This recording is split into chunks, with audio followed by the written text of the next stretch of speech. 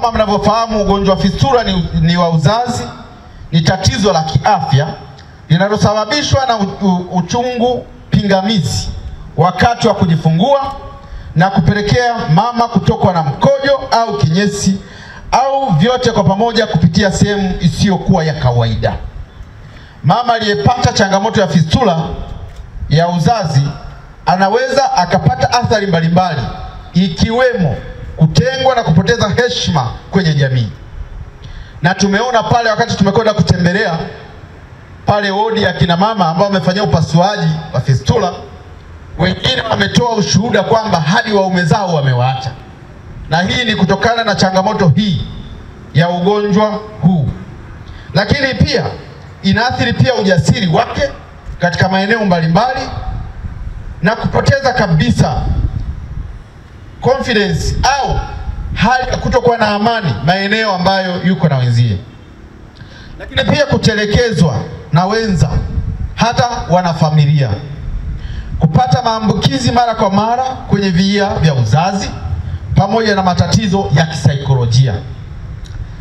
Maadhimisho haya yana lengo la kuendelea kujenga uelewa kuhusiana na tatizo hili, lakini pia kupanga mikakati mbalimbali ya kutokomeza kabisa fistula ya uzazi nchini Tanzania, ambapo wadau wanaojihusisha na afua hii walikaa hapa siku mbili, juzi na jana, kupanga mikakati ya kutokomeza fistula ya uzazi Tanzania kufikia mwaka 2030.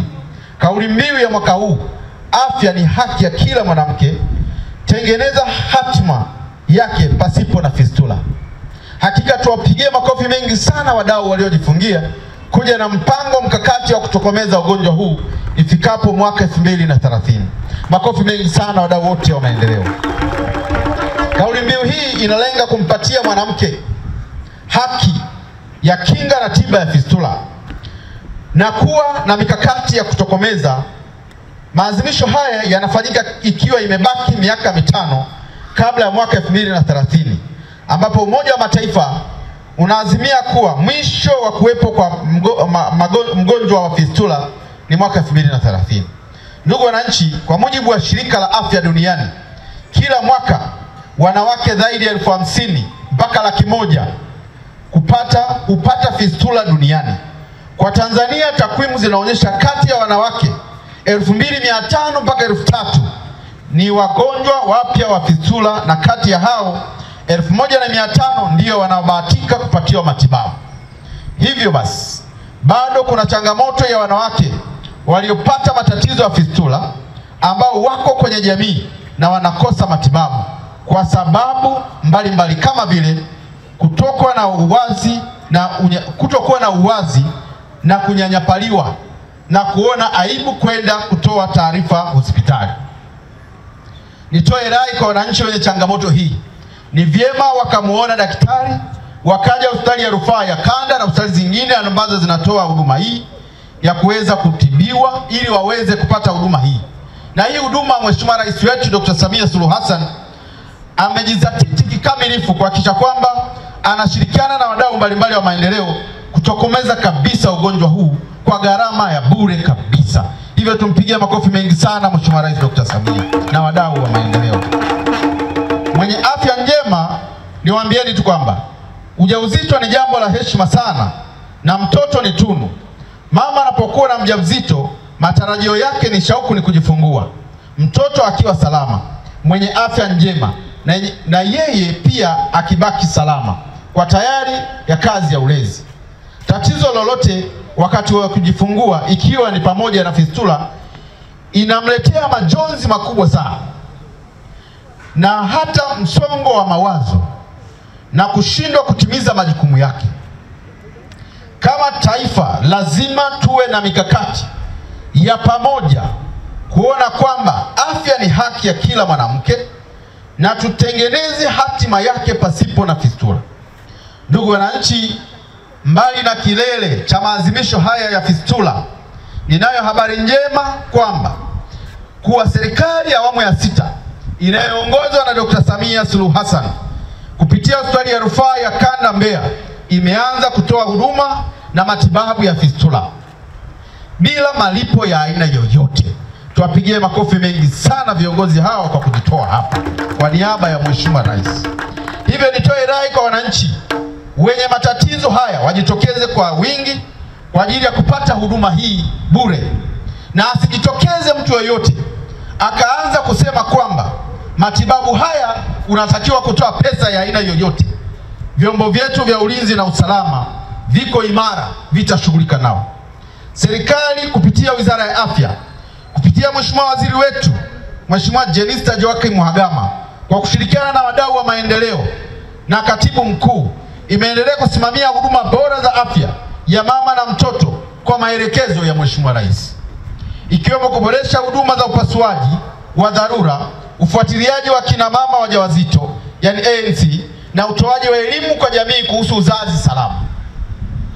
Hata hivyo, bado tunayo kazi kubwa mbele yetu, tunapaswa kupambana.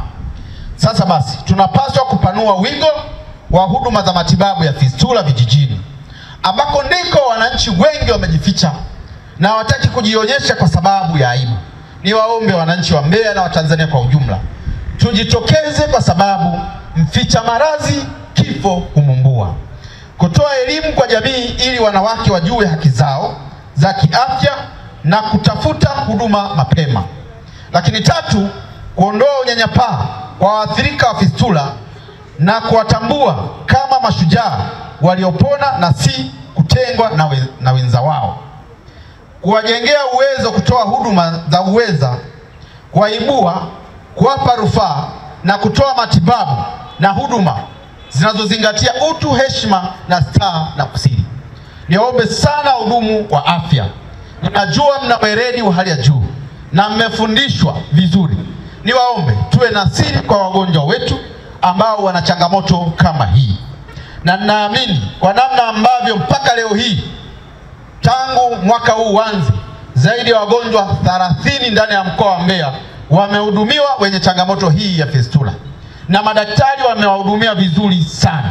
Tuwapigie makofi mengi sana madaktari wetu wa mkoa huu wa Mbeya. Nitumie nafasi hii kuishukuru sana Wizara ya Afya na wadau wote kwa kushirikiana na mganga mkuu wa mkoa na hospitali ya Meta kwa kufanikisha huduma ya upasuaji wa fistula bure kwa wananchi wa mkoa wa Mbeya. Na wapongeza wanawake wote waliopata huduma na walioko katika safari ya uponyaji.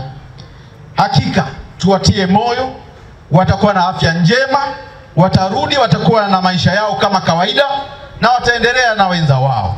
Na niwaombe wanaume, tunavyowaoa wake zetu au na sisi tunavyooa na wanawake wanavyoolewa, ukiwa mzima uwe na mume wako, ukiwa mzima uwe na mke wako, ukiwa mgonjwa uwe na mume wako, ukiwa mgonjwa uwe na mke wako, kwa sababu tumesema tutakuwa wote kwa maradhi, kwa uzima, na hata pale mpaka kifo kitakachotutenganisha.